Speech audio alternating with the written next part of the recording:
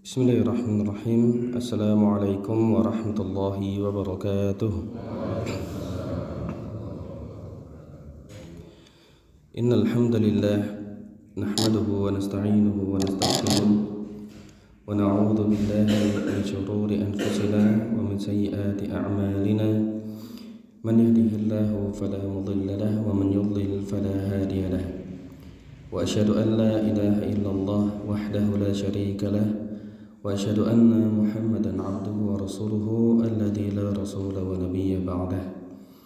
Sallallahu wa sallama alaihi wa ala alihi wa ashabihi wa man tabi'ahum ila yaumiddin.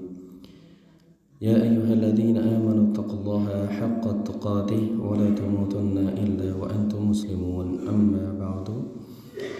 Yang kami hormati segenap takmir Masjid Jami' Baitur Rahman, yang kami hormati segenap hadirin dan hadirat jamaah salat subuh dan juga kajian syurut. Pertama, mari kita panjatkan syukur kehadirat Allah Subhanahu wa taala karena pada kesempatan pagi yang cukup sejuk ini kembali Allah taala pertemukan kita di majelis yang mudah-mudahan diberkahi oleh Allah Subhanahu wa taala ini, dan kita memujinya dengan segala nikmat yang telah diberikan kepada kita. Dan di antara bentuk syukur kita atas nikmat yang telah diberikan adalah dengan menggunakan nikmat itu di dalam kebaikan apa keburukan?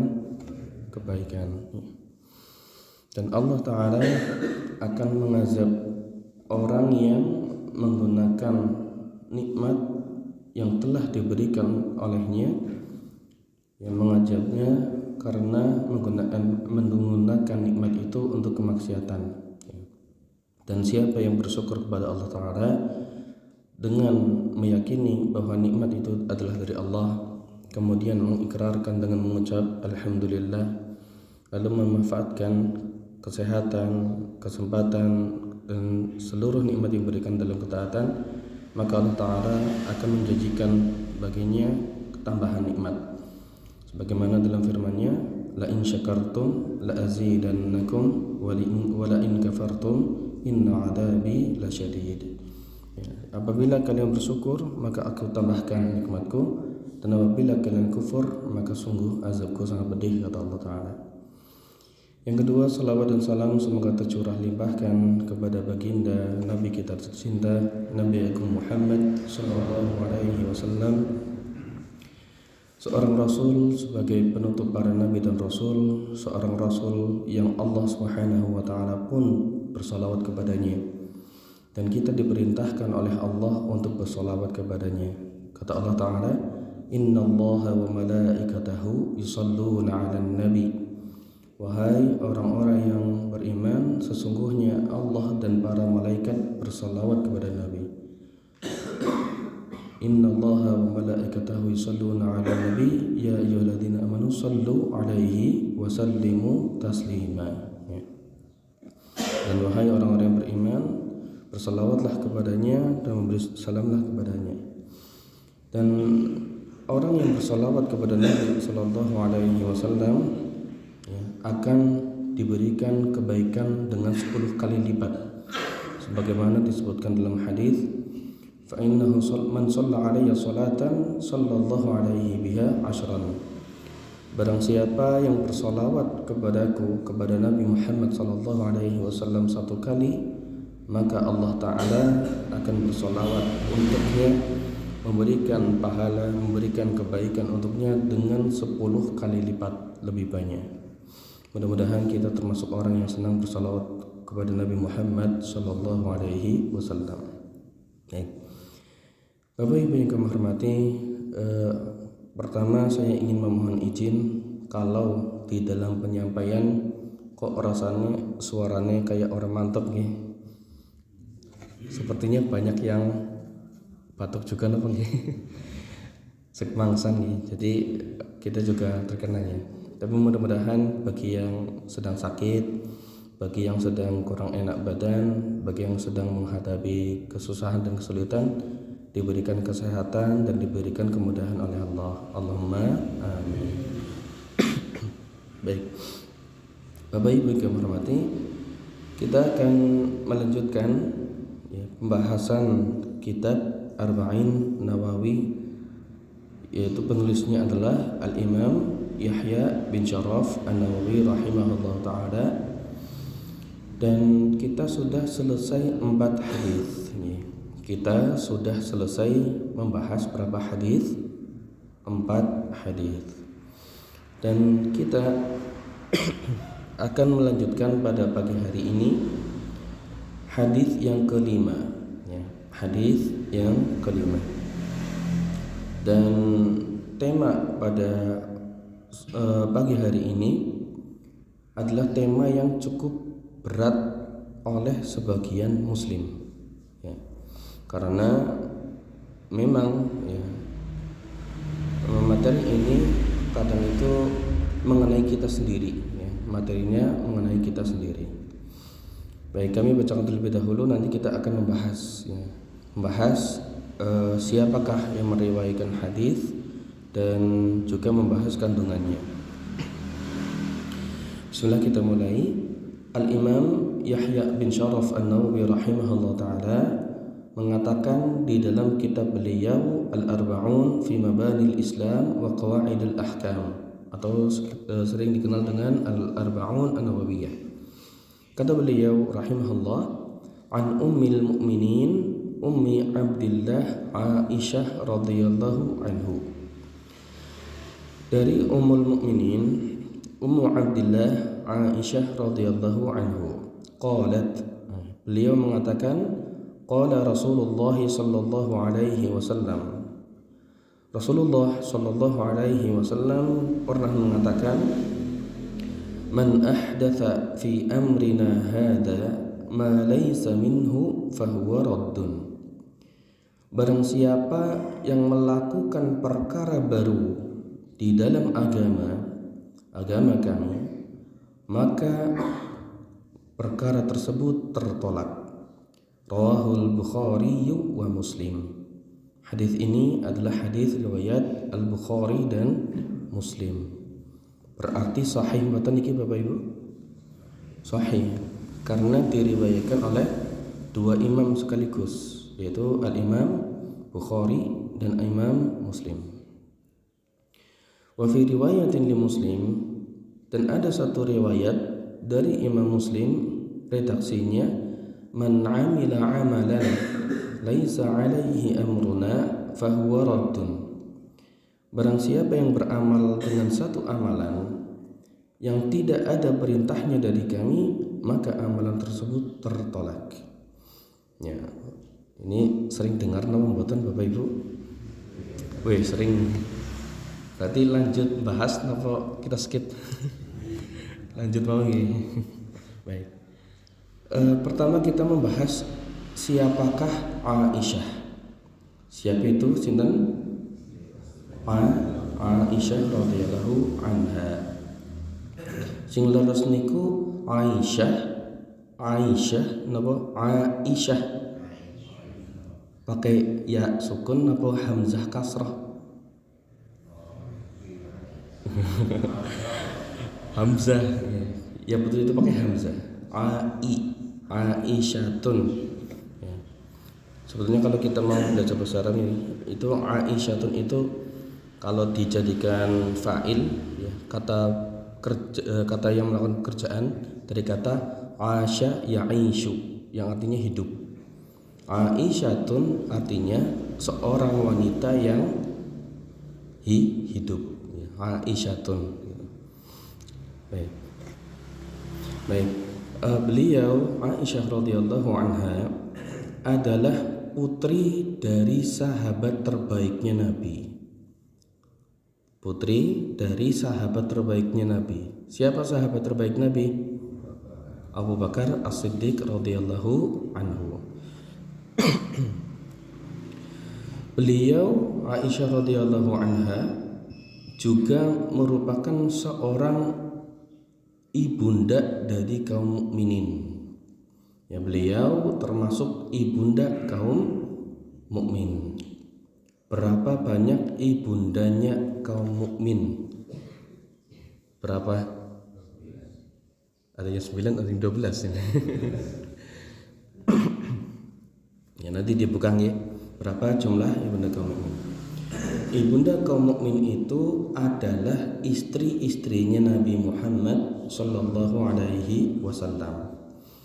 Dan penyebutan ibunda kaum mukmin itu bukan istimbat atau ijtihad para ulama, tapi sebutan ummahatul mukminin, ibunda kaum mukminin, ibunda kaum beriman, untuk para istri Nabi itu adalah gelar yang diberikan oleh Allah Subhanahu wa taala langsung. Di manakah Allah memberi gelar tersebut? Di dalam surat Al-Ahzab ayat 6. Allah taala berfirman, "An-nabiyyu awla bil mu'minina min anfusihim." Nabi itu hendaknya lebih diutamakan, lebih utama bagi orang-orang mukmin dari diri mereka sendiri. Kemudian kata Allah, wa azwajuhu ummahatuhum, wa azwajuhu ummahatuhum, dan istri-istrinya Nabi adalah ibu-ibu mereka. Jadi seluruh istri Nabi adalah ibunda kita. Setuju mboten? Setuju ya. Meskipun bukan yang melahirkan kita, mereka adalah ibunda dan ibunda kita, yang mana mereka itu pendampingnya Nabi Muhammad sallallahu alaihi wasallam. Nabi Muhammad Aisyah radhiyallahu anha, beliau itu punya kunyah. Napa? Kunyah. Kunyah napa ibu-ibu? Julukan, gelar atau apa? Bisa jadi panggilan gitu. Bisa jadi panggilan. Ada sahabat Nabi yang terkenal dengan kunyahnya daripada nama aslinya. Contoh Abu Hurairah radhiyallahu anhu. Kita dengarnya seringnya kunyah beliau yaitu Abu Hurairah. Nama aslinya sinten? Ada Ahmad, ada Mu'alla ya. Wallahu alam, yang paling setahu kami yang paling kuat itu beliau bernama Abdurrahman bin Sakhr. Tapi yang terkenal adalah Abu Hurairah. Aisyah juga punya kunyah sendiri. Tapi yang terkenal dari beliau itu nama aslinya. Sinten? Aisyah. Ya, Aisyah radhiyallahu anha. Beliau punya kunyahnya adalah Ummu Abdillah. Sinten? Ummu Abdillah. Dan kalau diterjemahkan ke dalam bahasa Indonesia, Ummu Abdillah itu artinya ibunya Abdillah, biunge Abdillah. Loh, apakah kenapa para ulama atau kenapa kok Aisyah radhiyallahu anha ini dinamakan atau diberi kunyah Ummu Abdillah? Kata para ulama ada dua alasan. Ada berapa? Dua alasan. Nun sewu kula nyambi ngombe parang mboten. Ya. Bapak-bapak gak ada nih, bapak ibu-ibu mboten ya. Yentum pembok-pembok tok. Bismillah.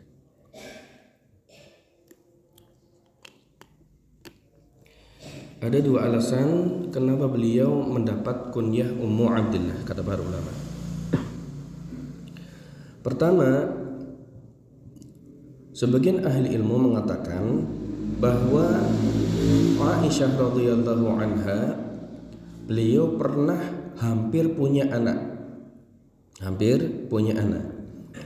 Tapi anaknya belum lahir sudah meninggal, alias napa? Keguguran. Ya. Dan ketika sudah dilahirkan dalam keadaan wafat, ya, anaknya itu tidak bisa hidup. Ini pendapat yang pertama. Beliau diberi kunyah Ummu Abdillah karena memang kata para ulama itu punya cabang bayi, meskipun akhirnya keguguran dan nggak punya anak. Yang kedua, kenapa kok Aisyah radhiyallahu anha itu diberi kunyah Ummu Abdillah? Alasannya karena nama Abdillah itu merupakan nama yang paling dicintai oleh Allah Subhanahu wa taala. Ya, kalau ada nama disandarkan kepada Allah, itu yang paling dicintai Allah. Ya, contoh Abdullah, Abdurrahman, Abdul Aziz, Abdul Latif. Pokoknya nama yang disandarkan kepada siapa? Allah Subhanahu wa taala, itu nama yang paling dicintai oleh Allah Subhanahu wa taala. Tapi mboten perlu merubah nama nggih. Enggak perlu. Rasulullah saja sallallahu alaihi wasallam itu kan namanya sinten? Muhammad. Ya, Muhammad. Dan beliau pun enggak merubah nama Muhammad jadi Abdullah, ya. Meskipun Rasulullah tahu nama yang paling dicintai Allah itu Abdullah, ya. Dan Ummu Abdillah sebagai kunyahnya Aisyah radhiyallahu anha karena ingin, ya, menjadikan nama yang mulia itu dijadikan kunyah kepada beliau sallallahu radhiyallahu anha. Selanjutnya Bapak Ibu, Aisyah radhiyallahu anha termasuk salah satu sahabat Nabi yang paling banyak riwayatnya, ya. Salah satu sahabat Nabi yang paling banyak riwayatnya ya Aisyah radhiyallahu anha. Siapa nama sahabat yang kita sering dengar meriwayatkan hadis selain Aisyah? Abu Hurairah, sinten malih? Lorotok. Abu Hurairah radhiyallahu anha, Aisyah radhiyallahu anha, Umar bin Khattab radhiyallahu anhu, terus Abdullah bin Abbas, Abdullah bin Umar, banyak. Jadi kalau kita mau membagi-bagi itu nama sahabat yang meriwayatkan hadis itu bisa kita kategorikan. Ada sahabat-sahabat yang meriwayatkan hadisnya dalam jumlah banyak. Ya, kalau di dalam ilmu hadis ini sahabat-sahabat ini yang disebut sebagai mukatsir. Al-mukatsiruna fi riwayatil hadis. Orang yang banyak meriwayatkan hadis Nabi sallallahu alaihi wasallam. Dan sebetulnya Aisyah radhiyallahu anha ini bukan hanya ahli dalam hadis, banyak meriwayatkan hadis. Beliau juga termasuk ahli fikih sebetulnya. Termasuk ahli fikih. Hanya saja ilmunya beliau itu tidak terlalu banyak tersebar. Beda dengan Abdullah bin Abbas, Abdullah bin Umar radhiyallahu anhuma. Jadi kalau kita mau runtut fikih itu juga nanti bersambung kepada para sahabat. Ya. Ada yang belajarnya di Kufah, ada yang di Madinah. Ya. Tapi ilmunya Aisyah radhiyallahu anha ini tidak banyak tersebar, ya, karena murid-muridnya yang notabene tidak seperti para sahabat yang bersambung dan melahirkan ulama-ulama seperti ulama Hanafi, yaitu Abu Hanifah dan yang lainnya. Baik. Kemudian di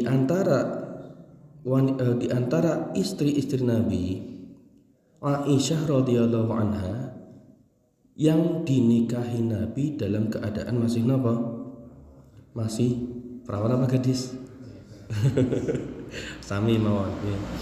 Masih gadis atau perawan, ya. Dan Aisyah radhiyallahu anha ini dinikahi dalam keadaan termasuk muda, ya, termasuk muda. Dan inilah yang menjadi alasan kenapa kok Aisyah itu jadi perawi hadis dan ahli ilmu, karena masa mudanya itu bersanding dengan sinten? Rasulullah Shallallahu Alaihi Wasallam. Ya.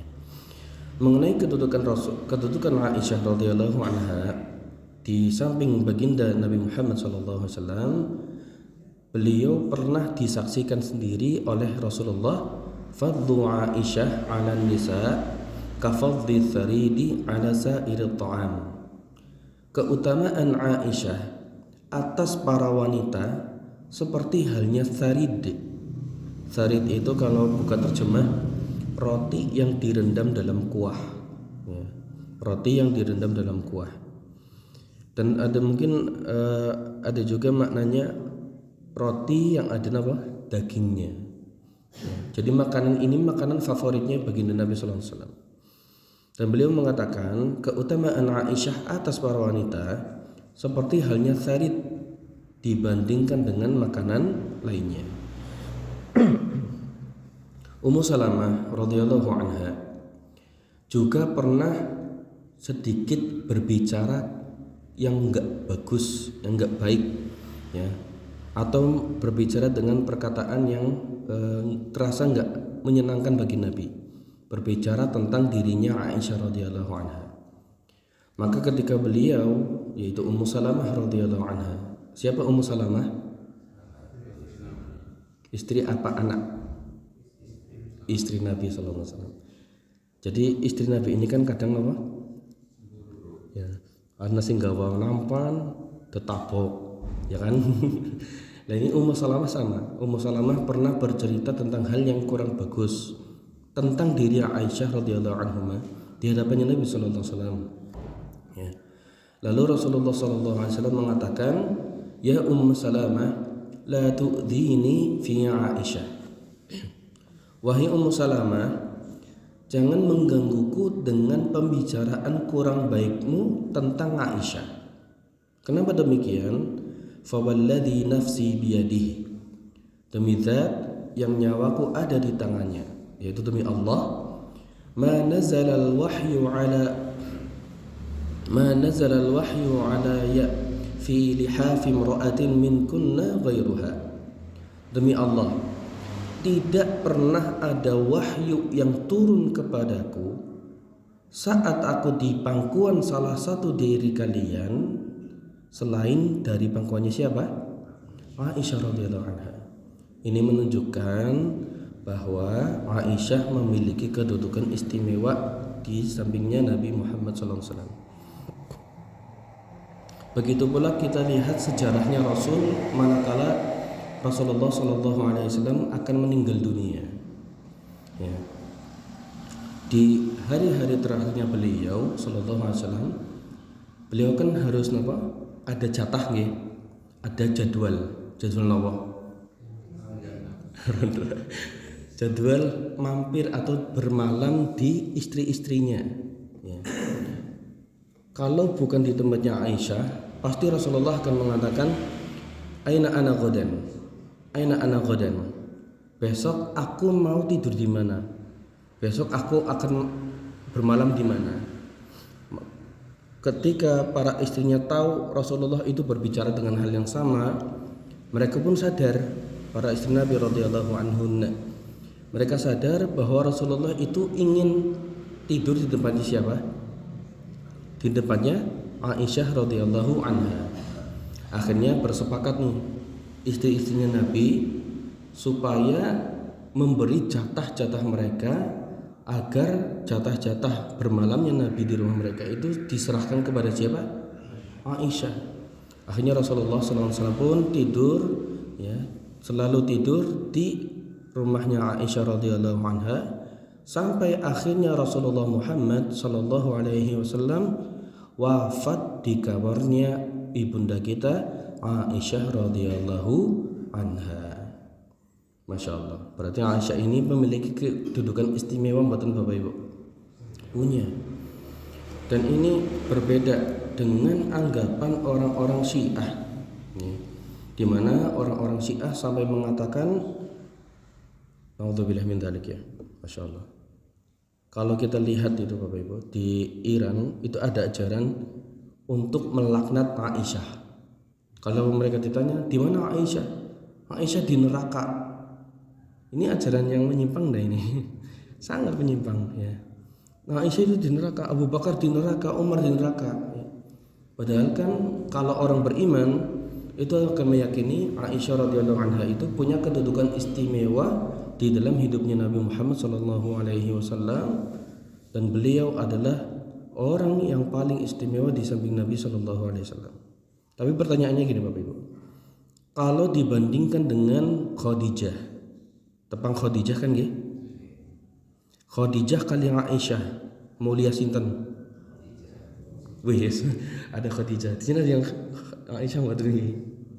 Dalilnya apa lebih istimewa Khadijah? Para ulama berbeda pendapat ternyata Bapak Ibu. Nah, para ulama berbeda pendapat. Ya. Ada yang mengatakan yang paling utama itu Khadijah. Bahkan kita pernah dengar manakala Aisyah itu mencela siapa? Khadijah. Ngomong Khadijah boy, wis nang kuburan kok diomongno boy kan enggak ada niku nggih. Khadijah pun mengatakan bahwa dia adalah wanita yang sangat istimewa juga. Tapi kalau kita sebutkan tadi hadis-hadis tadi, Aisyah kan punya dalil juga, ya kan? Aisyah itu punya keistimewaan juga. Sehingga para ulama, ya penulis kitab Ad-Durrah Rusaniyah bi Fawaidi Al-Arba'in An-Nawawiyah mengatakan yang benar waswab adalah Khadijah punya keistimewaan sendiri, Aisyah juga punya keistimewaan sendiri, ya masing-masing punya keistimewaan. Baik, ini tentang ibunda kita Aisyah radhiyallahu anha, dan beliau wafat di tahun 57 Hijriah.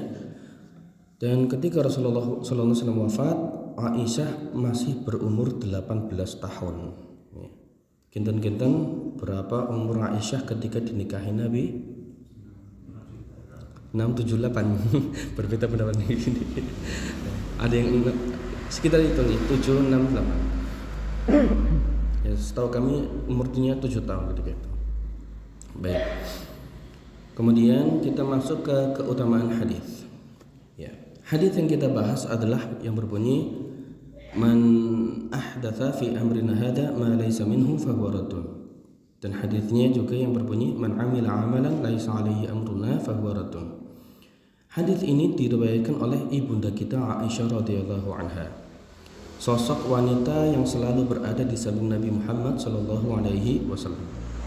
Artinya hadis ini adalah hadis yang istimewa karena disampaikan oleh orang istimewa juga di kehidupannya Nabi.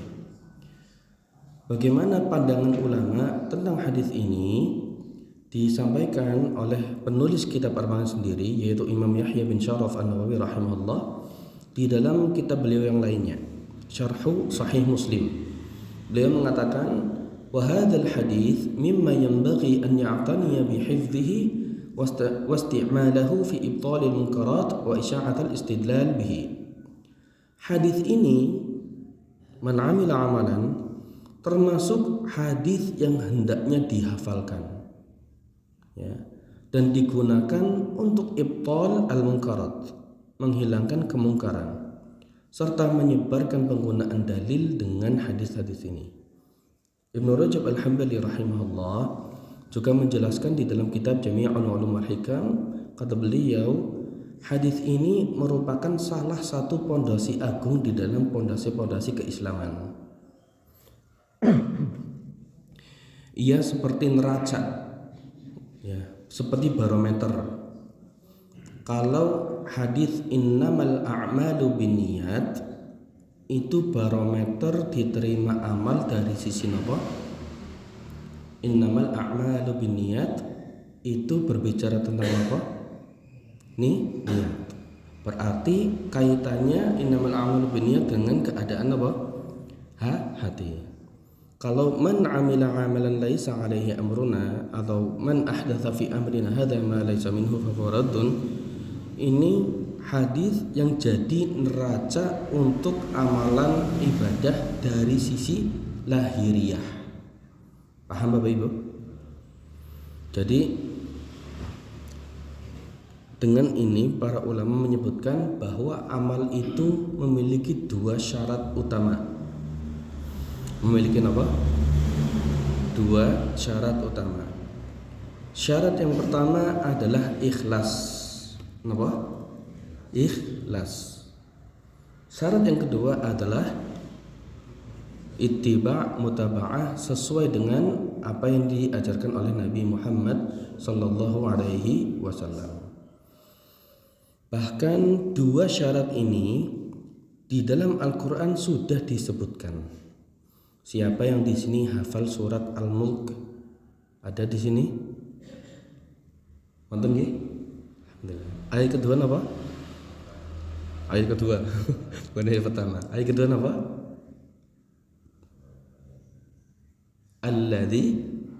Alladzi khalaqal mauta wal hayata liyabluwakum ayyukum ahsanu amala wa huwal azizul ghafur. Allah Ta'ala berfirman, yang alladzi khalaqal mauta wal hayata, yang menjadikan mati dan hidup, liyabluwakum ayyukum ahsanu amala, supaya dia menguji kamu wahai manusia, siapa di antara kamu yang lebih baik amalnya. Wa huwal azizul ghafur, dan dia maha perkasa lagi maha pengampun. Ayat ini Bapak Ibu, ayat ini ditafsirkan oleh Al-Fudail bin Iyad rahimahullah ta'ala. Maksud dari kata Allah ahsanu amalan, napa? Ahsanu amala. Ahsan itu napa ahsan? Isim tafdil ya, paling baik. Apa yang dimaksud paling baik? Apakah paling baik jumlahnya? Apakah paling baik kualitasnya? Ternyata ditafsirkan oleh Fudail bin Iyad, maksud dari ahsan itu adalah akhlasuhu wa aswabuhu, yakni yang paling ikhlas dan paling benar. Yang paling ikhlas dan yang paling benar. Kemudian beliau menjelaskan, wadzalika li'anna al-'amala idza kana khalisan wa lam yakun shawaban lam yuqbal. Karena amal jika dilakukan secara ikhlas, ikhlas napa ikhlas? Ikhlas itu hanya mengharap pahala dari Allah. Walam yakun shawaban, tapi caranya enggak benar. Kata beliau, lam yuqbal, amal itu tidak diterima. Aku ikhlas banget sholat subuh 4 rakaat. Ikhlas banget tapi sholatnya pira? 4 rakaat sholat subuh. Diterima mboten? Mboten. Kenapa? Karena tidak sesuai, mboten shawab. Kemudian kata beliau lagi, wa idza kana shawaban wa lam yakun khalisan lam yuqbal. Dan jika benar caranya tapi tidak ikhlas, maka amal tersebut juga tidak diterima oleh Allah Subhanahu wa ta'ala. Hatta yakuna khalisan shawaban. Dan Allah Ta'ala hanya menerima apabila amal itu didasari oleh keikhlasan dan benar. Kalau ikhlas ini masuknya ke pelajaran tauhid, tali tazkiyatun nufus, ya, akhlak juga termasuk akhlak kepada Allah. Kalau cara ibadah yang benar ini masuk pelajaran apa? Fikih, ya. Meskipun di dalam fikih ada syarat diterimanya amal apa? Niat yang lurus, ya. Dan selama sebuah amal itu didasari oleh ilmu, didasari oleh dalil yang kuat dan benar dalam pendalilannya, kita tidak bisa menyalahkan orang yang mengamalkan hal tersebut. Ya, dipahami Bapak Ibu? Ya. Contoh yang sudah familiar bertoleransi di tengah kita, sholat niku tangane teng dada, nopo di perut, nopo ngelembreh, napa mboten sedah kepsisan? Pundi sing leres pundi? Ada yang di atas dada, ya. Ini yang dikuatkan oleh Syekh Albani. Ada yang di perut. Ini dijelaskan oleh Imam Nawawi rahimahullah. Ada yang cuma apa? Ngelembreh. Mazhab apa? Mazhab Maliki. Semuanya punya dalil, dan kita nggak boleh mengatakan kalau itu diambil dari jalurnya para ulama fikih yang benar. Kita nggak bisa katakan itu orang yang salah, gitu nggih. Jadi kami tekankan di sini supaya kita juga bertoleransi dan berwawasan luas dalam masalah fikih. Baik. Kemudian selanjutnya Bapak Ibu, jadi syarat ibadah itu ikhlas dan sesuai ajarannya Nabi. Nah, kemudian kenapa kok kita harus sesuai dengan ajarannya Nabi? Kenapa dalam beramal kita harus sesuai dengan ajarannya siapa? Nabi Muhammad Shallallahu Alaihi Wasallam. Ini pentingnya dipahami, dipahami dengan baik-baik supaya kita nanti punya pegangan kuat.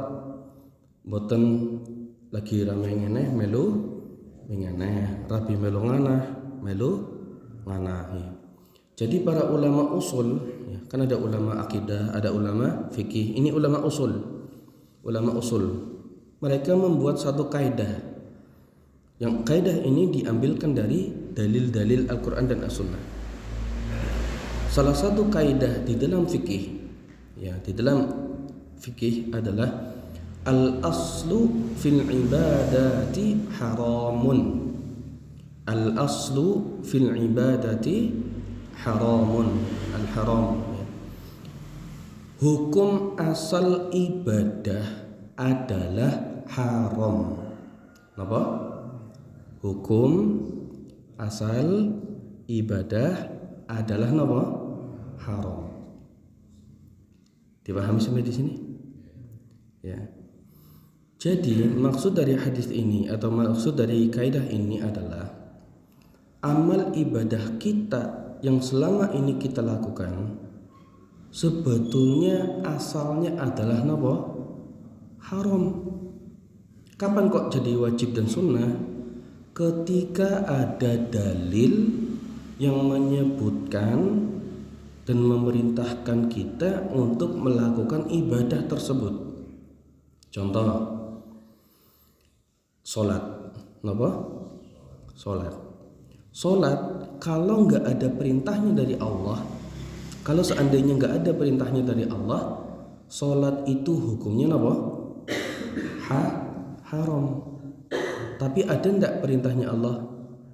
Ada, banyak. Bahkan Allah panggil Rasulullah SAW sendiri langsung kemana? Sidratul Muntaha langsung dipanggil untuk masalah sholat.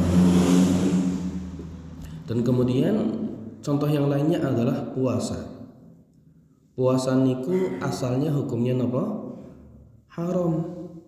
Tapi karena ada surat Al-Baqarah ayat berapa? 183 bunyinya, ya ayyuhalladzina amanu kutiba alaikumus shiyam kama kutiba alal ladzina min qablikum la'allakum tattaqun. Karena ada ayat tersebut yang memerintahkan untuk puasa, maka puasanya jadi bukan haram lagi, tapi apa? Wajib, kutiba, diwajibkan. Dan ini yang menjadi kaidah bagi kita Bapak Ibu. Jadi kalau ada atau ditawari ibadah, ditawari ibadah, kok Bapak Ibu baru tahu ada ibadah seperti itu, jangan malu dan takut untuk tanya apa dalilnya. Karena kalau Bapak Ibu ikut-ikutan beramal padahal itu enggak diperintahkan dalam agama, maka amal tersebut fahuwa raddun. Amal itu tertolak karena hukum asal dari ibadah adalah haram. Baik. Kemudian kalau kita cermati Bapak Ibu, di dalam agama kita itu kan perlu tahu amal kita itu diterima, amal kita itu sesuai dengan ajaran Nabi itu dari segi mana saja. Ini agak dihafalkan Ada seorang ulama yaitu Syekh Muhammad bin Shalih Al-Utsaimin rahimahullah menyebutkan ada 6 syarat. Ada berapa? 6 syarat atau hal yang jadi patokan amal itu diterima Allah. Yang pertama, harus sesuai sebab. Kenapa? Harus sesuai sebabnya. Yang kedua, sesuai jenisnya. Yang ketiga, sesuai ukurannya. Yang keempat, sesuai tata caranya. Yang kelima, sesuai waktunya. Dan yang keenam, sesuai tempatnya. Saya ulangi nggih. Yang pertama sesuai apa? Sebab. Yang kedua, jenis. Napa? Jenis. Yang ketiga napa? Ukuran. Yang keempat, tata cara. Yang kelima, waktu. Yang keenam, tempat. Baik, ini agak cepat nih. Yang pertama, sebab.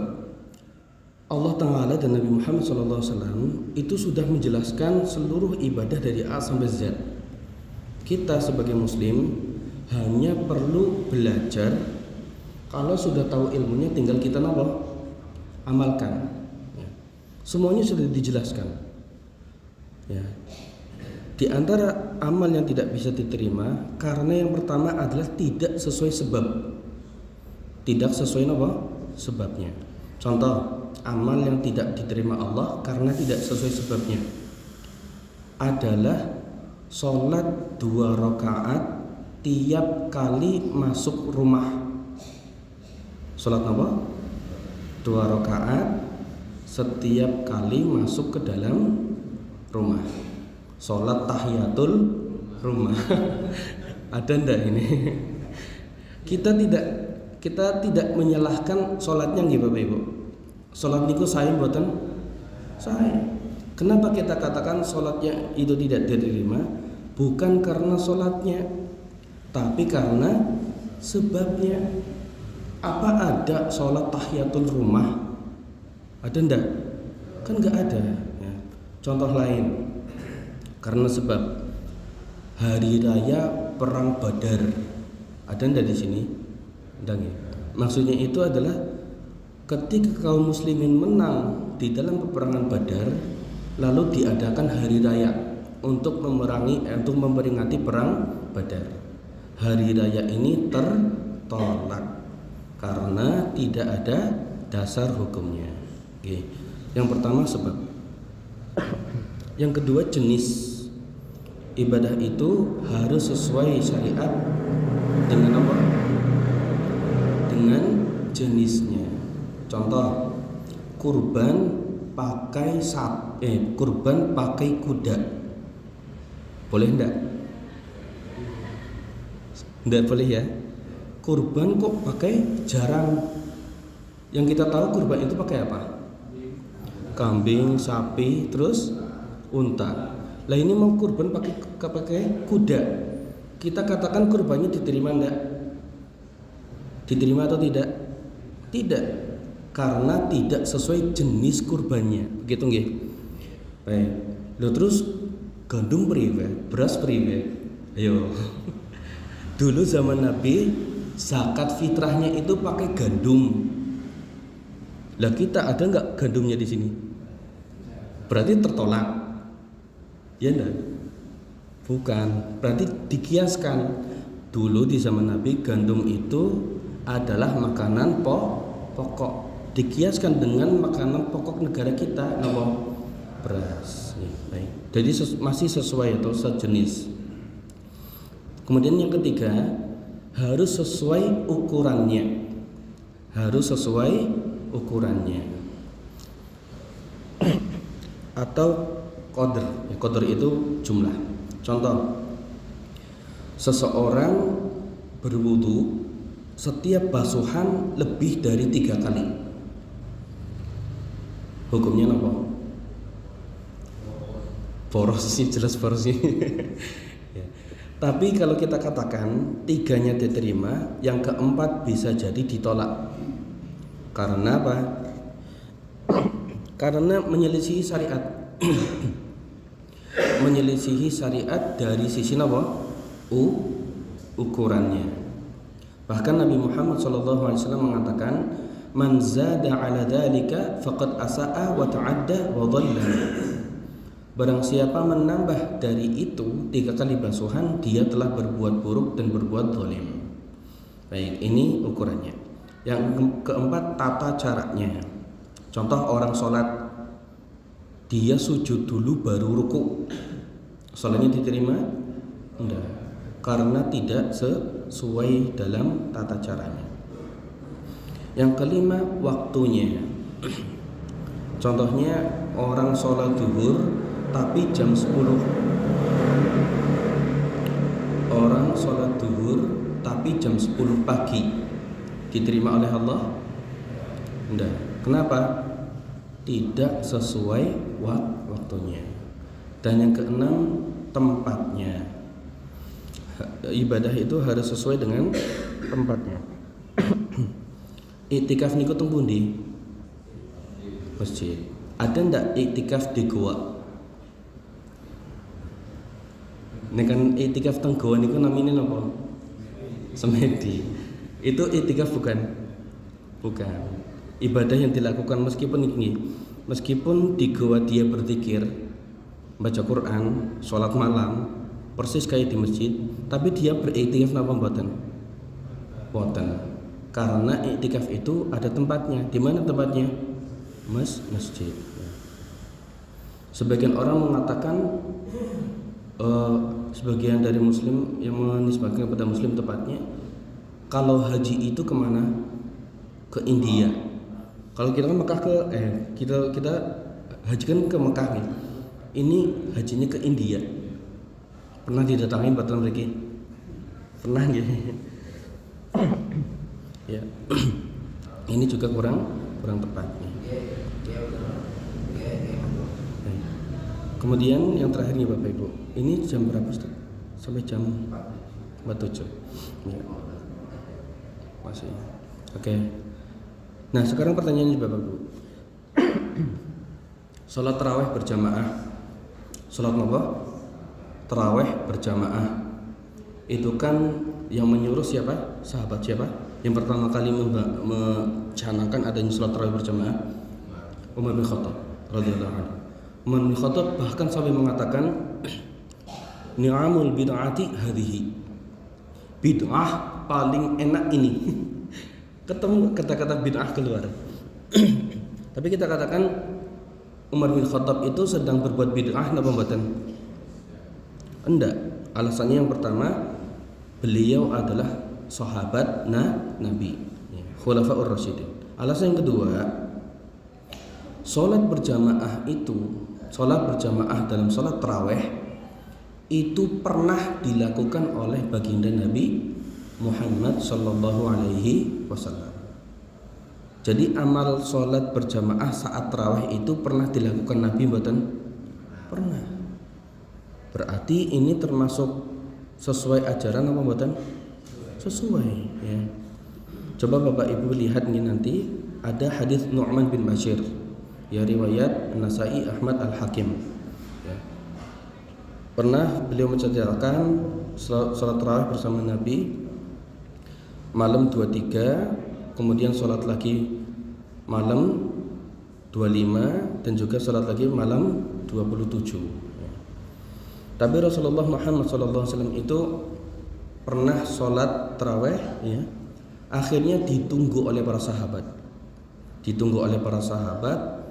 dan beliau pun menyebutkan alasannya kenapa kok enggak salat tarawih berjamaah lagi. Alasannya apa? Nek terusna bok dadi amalan bersifat wajib. Sing salat 5 waktu bae abot napa malih salat tarawih. Nah, yang kedua mengenai mushaf Al-Qur'an. Napa? Mushaf Al-Qur'an. Mushaf Al-Qur'an itu bid'ah napa mboten? Ahdath napa mboten? Bukan nih. Karena apa? Karena di zaman Nabi ayat Al-Qur'an itu sudah tertulis di atas lembaran. Hanya belum napa? belum dikumpulkan. Akhirnya dikumpulkan di zamannya Abu Bakar, digandakan pada zaman Utsman bin Affan radhiyallahu anhu. Ya. Jadi sebagian orang itu menjadikan dalil salat tarawih dan pengumpulan Al-Quran sebagai alasan melakukan ibadah yang tidak ada syariatnya, dan ini adalah dalil yang keliru. Dipahami Bapak Ibu? Ya. Baik. Terus yang terakhir lagi Bapak Ibu, yang terakhir lagi. Kita kan bicara tentang agama ini, ya. Bicara tentang agama itu kan nggak boleh kreasi, ya, nggak boleh berkreasi. Tapi berkreasinya bukan masalah dunia. Jangan sampai ada yang mengatakan, lah apa-apa orang oli lagi mik denggoneng masjid, lampu bid'ah, kipas angin bid'ah, karpet bid'ah, apalagi AC bid'ah. Zaman Nabi orang nanon apa? Mboten mik, mboten kipas angin, salatnya kira lemah. Nah, kita jawabnya bagaimana? Jawabannya ada di dalil yang kita pelajari saat ini. Rasulullah kan mengatakan, man amila amalan laisa alaihi amruna. Disebutkan di sini amruna, man ahdatsa fi amrina. Artinya kalau bukan masalah agama, Rasulullah membolehkan. Dan ini mikrofon, lampu, kemudian AC, kipas angin, karpet, itu bukan termasuk dalam ranah agama. Kalau lampu itu bernilai sebagai agama dan ibadah, penemu lampu dapat pahala enggak?